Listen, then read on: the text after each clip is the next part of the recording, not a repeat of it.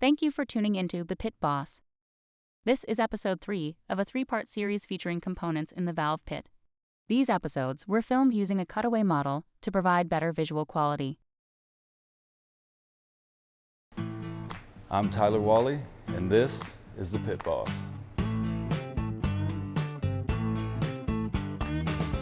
Hello, and welcome to The Pit Boss. I'm your host and airvac service technician, Tyler Wally. Today we're going to demonstrate how to retrofit the new internal sump breather into an older model valve pit. So let's get to it. So to update your old breather to the new one, the first thing you're going to want to do is disconnect the hose clamp from the controller.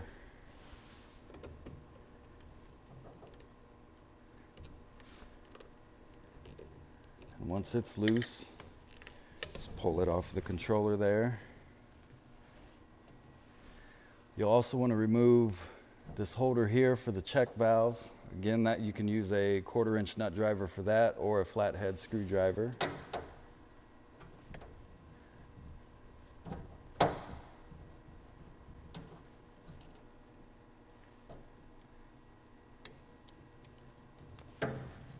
And lastly, you will disconnect the breather tubes from the valve itself. And then once everything is loose, you just grab the sides of the old breather and pull it out of the grommet. And then you have tubes, breather, and everything all at once. Before we install the new breather, I'd like to go over some of the benefits of it. It can be connected to your monitoring system, which will allow you to monitor the liquid level in your sump without the use of a float or electricity. It also works as a check valve and protects your valve and controller inside of the pit from taking on any liquid.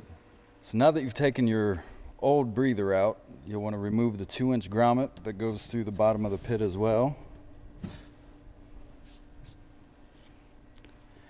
And then the guys in the R&D department here, they developed this nice little jig that you can use to drill out your new hole for where your new breather is going to be set. So the way this works is it's labeled this side up, and you'll just line up the 2 pipes here in the grooves. Hold it flush up against the pipes, and you'll use a 1/4-inch drill here and just drill through this hole, and that will be the pilot hole for your hole saw. So hold it tight.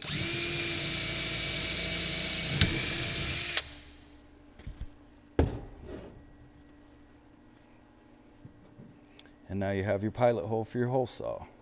You'll line the pilot drill up with the hole that you just drilled, and then you'll drill all the way through the bottom of the pit.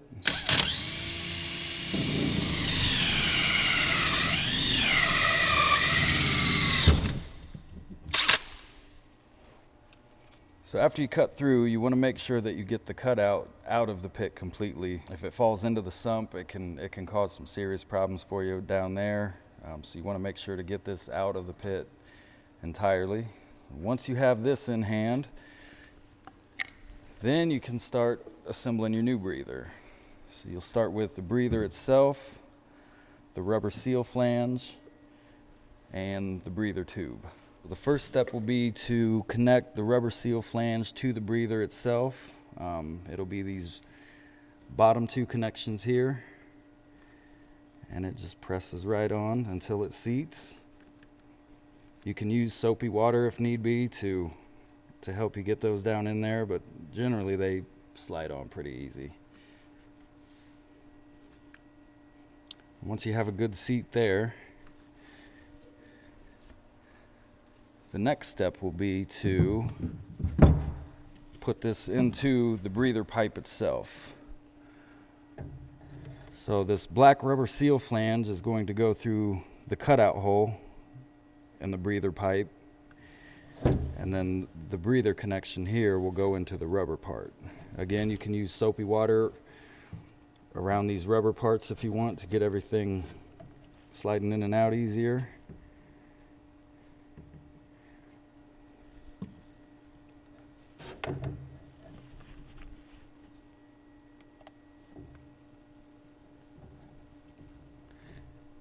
And then it just presses in until it seats as well. Once you have your breather set up onto your breather tube ready to go, you want to get this 6-inch grommet into that hole that you just cut. So you want to brush back any dust or any rough edges that might be there. And then just form the grommet into the bottom of the pit. Once your grommet is set, you want to use some more soapy water around the rim of this, just to make things easier when you're setting the breather tube into place.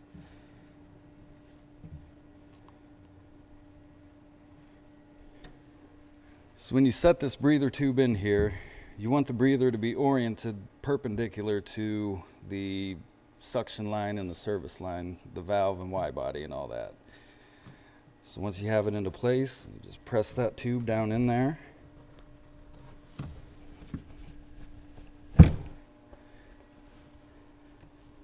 Now to make this easier while we're filming, I'm going to pull this breather back out of the tube and I'll show you how all these tubes connect to it.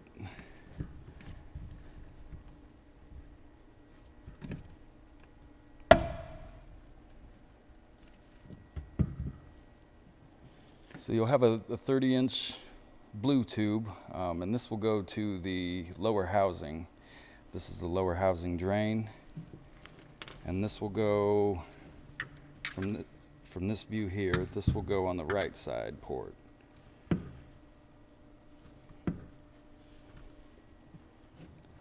Then on this top port here will be the breather tube. So you want to make sure you have your hose clamp on the tube. And then we're going to connect to this top port here of the breather.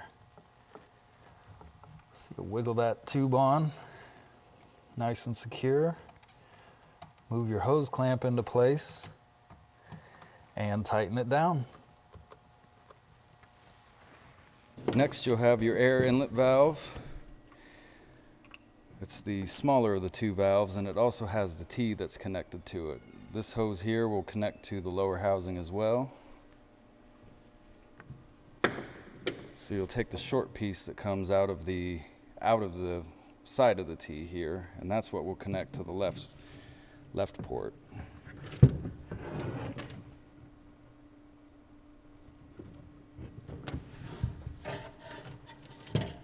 And the last tube to install will be for the relief valve. And the relief valve will connect into the black seal that we put on the back earlier. And it just goes right to this side port.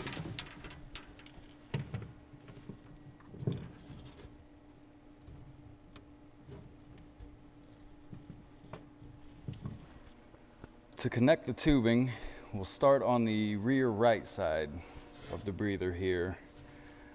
That was the 30-inch Bluetooth. And that one will go straight to the rear port on the lower housing of the valve. Just press that one on. Next, we'll put on the air inlet valve tubing. The one that comes off of the T, that will go to the front port of the lower housing of the valve. So we'll hook that up here. The next step will be to install the breather tubing. Make sure that you have your hose clamp on. Connect this 5/8 tubing to the side of the controller. Get that on there nice and tight. And then you'll want to tighten this hose clamp up, making sure that you don't strip it out as you tighten it. Once you get that nice and tight, you can move on to the final step. The last thing we're going to do is hang the air inlet valve and the relief valve. To do this, you use the clamp that comes with the parts bag. You'll take the clamp and the relief valve to get your first mark. You want to make sure that this valve is nice and vertical and also as high up in the pit as possible, but still give yourself some room for the lid when it's opening and closing. You don't want it all the way up to the top, but you do want it as high as possible. Once you get it where it's nice and high and nice and vertical, you'll pre-drill this first hole and install just your clamp with the screw on the one side.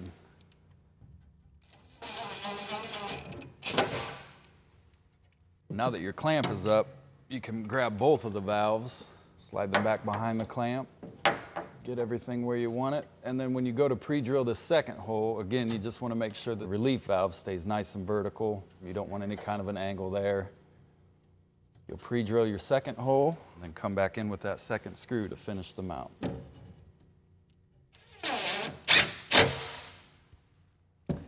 Once you have that clamp on there and your valves are hanging nice and tight, your valve installation is complete.